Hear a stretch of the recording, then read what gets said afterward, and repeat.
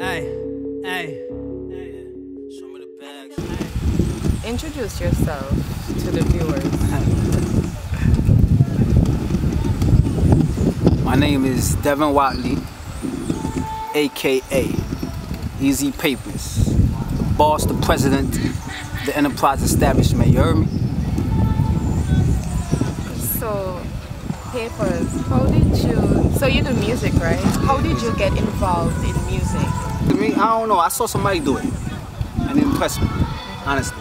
I saw one of my people do it, one of my mans do it, and it just blew my mind away. You understand? Like how somebody could just like put words together like that. But the inspiration as to actually move me emotionally to do it was Tupac Shakur. And it was a specific song, very specific song, you know what I'm saying? And it's like, it took a song, you know what I'm saying, to help me cope with that, you know what I'm saying? Help me try to just like, you know, not go berserk.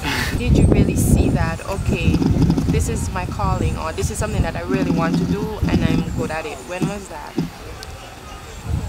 When I decided I wanted to do music, to me that wasn't, I never made that decision. Honestly, I never made that decision. The music chose you? The music chose me, honestly. You know what I'm saying? You know what I mean? Because it was never in my mind like, I have to keep writing because I'm gonna be this, I'm gonna be that. You know what I'm saying? You know what I mean? It's just something I love to do. And I always did it, no matter what.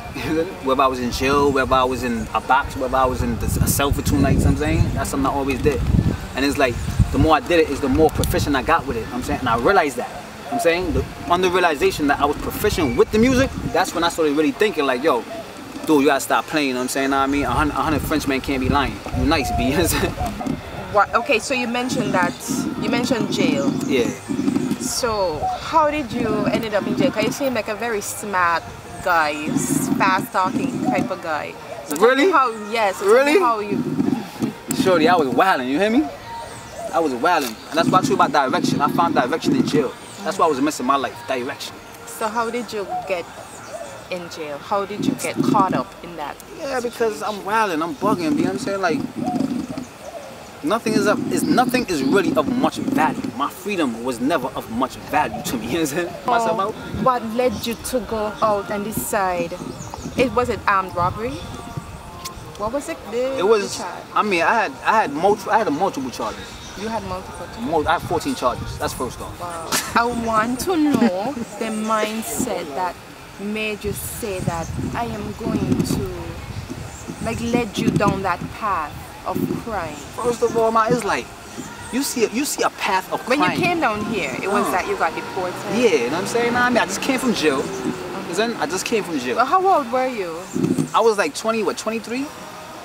23. Okay. I was 23. You came down here. Yeah. You were 23. Yeah. Okay.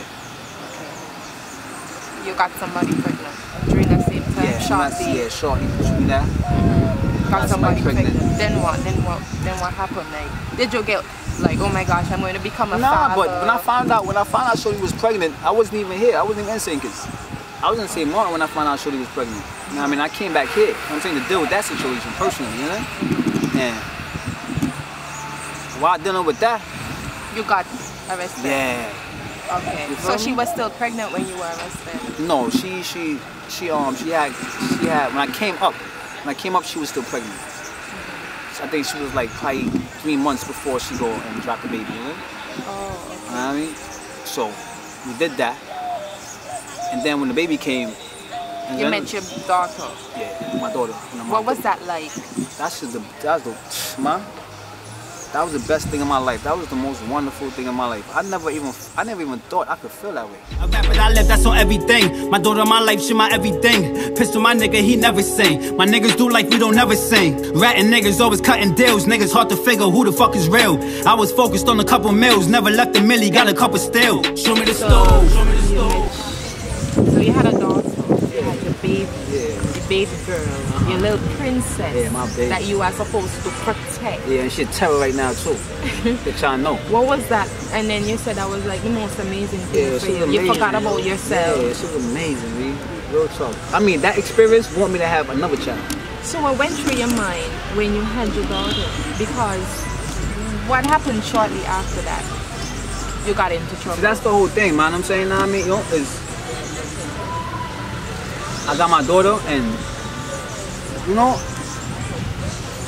I had a job. Check this out, right? I had my daughter, I had a job. I'm saying? But having a job was like shit not having a job. You feel me? Having a job was like not having a job. So you're saying that you weren't making enough? No, I'm saying, and me saying that there is saying this. I'm saying the cost of living. I'm saying for poor people it's too high. You understand? That's why crime is rampant. So what you did? I mean, like, no, I mean, when you put these things into your mind logically, I'm like, how could intelligent people even act? You know what I'm saying? Certain shit, you know? I'm Yes, like, how disconnected is y'all really from society, man? I'm telling you that. Y'all niggas live real sheltered, B. So how do we come together? Ma, I was hurting. My pockets was hurting. I have a daughter at home, you know what I'm saying, just born. You know what I'm saying? I have a job, and that shit ain't do nothing for me. So how old was your daughter when you went? She was 2 months. 2 months. She was 2 wow. months. So She was 2 months. 2 months, you decide this 9 to 5 job ain't working for me. I can't afford to. I can't buy Pampers. I can't buy food. That can't be working. Between the rent, between the lights bill, the water bill, what money do you have? Really? If these people really break down your paycheck, you know what I'm saying? According to just your necessities, you know what I mean? What money do you have? So why did you feel that going out and robbing would sustain you? You felt that you would have gotten enough money like that to sustain you for, but this is the thing, or subsidize the cost while you work and you have that extra. But this is the thing, you know what I'm saying, I mean, I went ahead of my business, you know what I'm saying, if I got $10, if I got $5, if I got $50, you know what I'm saying, I mean, that's what it was, you know what I'm saying, but that $10 and $5 was more than I had. You feel me? It was more than I had. So that there is enough. That day is enough for me personally. So you never felt like you could have reached out to someone, like that's the thing. A parent, that's a family member, or a mentor. I don't have that. I don't want to go to Sunday school. You think if you had a mentor in your life, someone support, family support, man. Support in what way? Support, just financially? No, not even financial. Not even financial support. I'm talking about in terms of like, you know what I'm saying?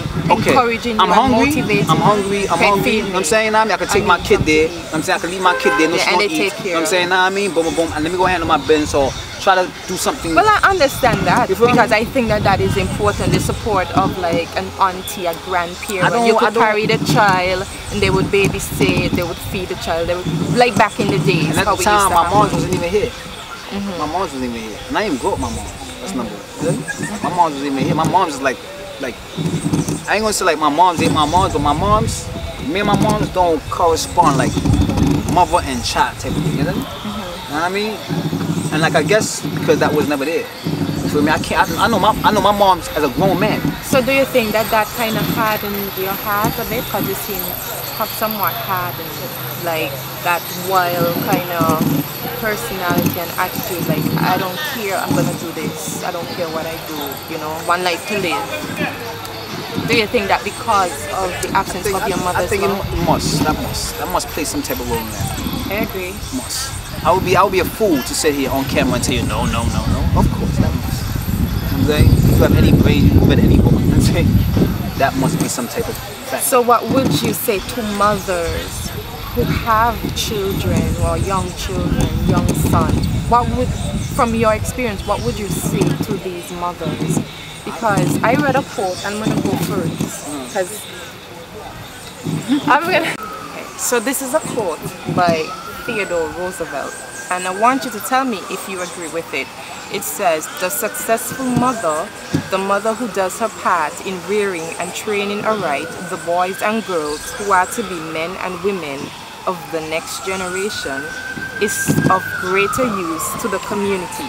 She is more important by far than the successful statesman or businessman or artist or scientist. Do you agree? I agree. So what would you say to mothers? Because this seems like something that our society is missing, along with providing job opportunities and so on for our youth. The mindset that they have growing up, the persons who play an integral part in raising them, the mothers, the life givers, their role is so important that I think that our society is overlooking that. they're not putting in all the effort into empowering our mothers. Our mothers are working 2 jobs. Our mothers are leaving island when their children are young to go away and try to make a better life. What if they didn't have to do that? What if they didn't have to work 2 jobs and they had more time to spend with their children? Do you think that our youth, our young people, a lot of them who grow up to be gangsters or involved in crime would be better off? Do you think you would have been better off? Because I know you said that your mother left, your mother didn't raise you. No, my mother raised me. My grandmother raised me. Your grandmother raised you. And I'm sure your grandmother loved you. Yeah, she loved me to death. And I'm sure you love... But she's not my mother. Okay. That was a problem too. And you wanted that motherly love. Yeah, you know what I'm saying? She was not my mother. You know what I mean? And as much as she loved me, you know what I'm saying, that's still different. I understand, yeah. Yeah, that's still different. Not Advice to the mothers in St. Kitts who may have Am I allowed to do that? sons. Am I allowed to do that? I want to say this, you know what I'm saying, to moms, you know what I'm saying? Spend less time in your dude and spend more time in your kids. That's all. Because you know what amazes me? You know what I'm saying? When they kid on Facebook, you know what I'm saying, and she in Messenger talking about, you know what I'm saying, boy, I love you, and then she only 11, you know what I'm saying, and she only 8 and 9 and all kind of things, you know what I'm saying, doing all that. And it's a big shock to them when they come out. But ask them about their man. They give you a whole lifelong biography about their man. And all his sneaky ways and how she found out and what passcode she had to break through. Yeah. Okay, so you said that you were sentenced and that you didn't feel anything. Nah, I felt nothing. Nothing. It sounds cold, it sounds harsh, but really, I'm being honest, I felt nothing. I didn't feel like, oh my God, my life is over, oh God, oh, I felt weak. You know what I'm saying? I felt nothing. It was just like, the world just passed over me, man. Real talk. And so you went to do your time. Yeah. I went upstairs, as soon as I got up, I rolled up a joint, you know what I'm saying? Know what I mean? As soon as I got up, hit my dog, killer, yo. You know what I mean? What do you mean? Got up where? As soon as I went in to put me upstairs, locked down, you know what I'm saying? How you get joint? What you mean? You know what I'm saying? Nigga, I got plugs, what you talking about? So you think I'm some little nigga in jail? Okay. Know what I mean? So that dropped, got right in my mind, right? So you got locked down? How did you get locked down? What did you do? Come around here, girl. Like, you know, Tete and Sha, you know what I'm saying? It's my baby right here. You know what I'm saying? She passed through, show me some love. That's my other cousin over there, you know what I'm saying? Nah, I mean, now that you see that you have such an influence, right? But I don't want it. What? How about that?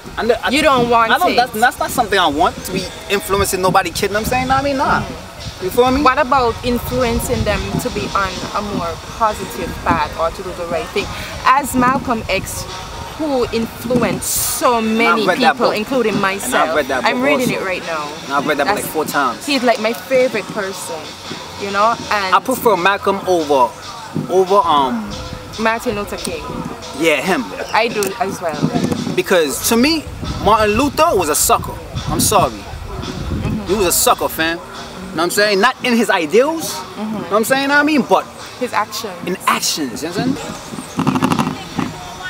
I know you just came out you came out of prison about a year ago. Yesterday make a year. Yesterday made a year. On your birthday? Yeah.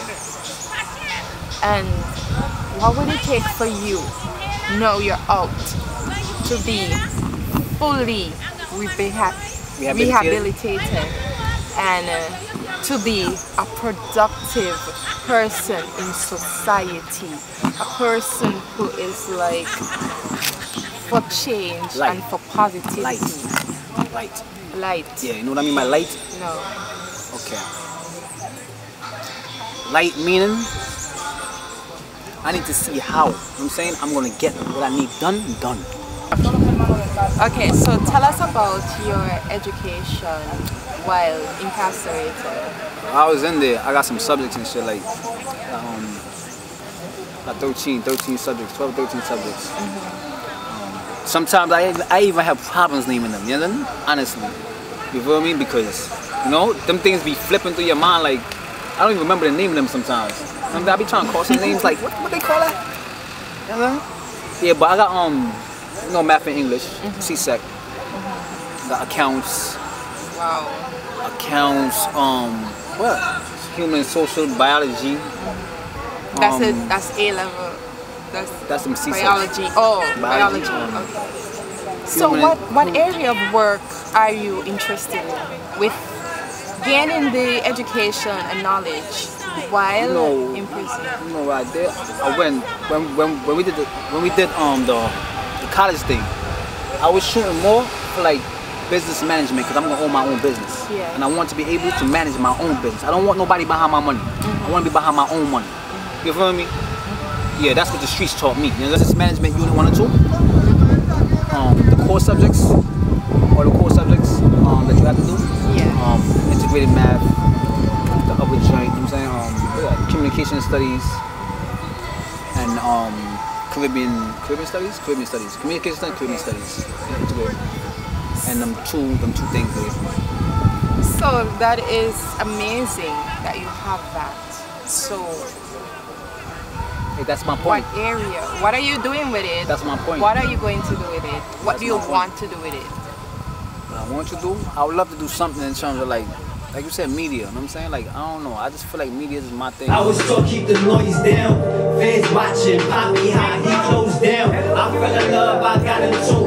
Mixtape, guilty as charges coming soon.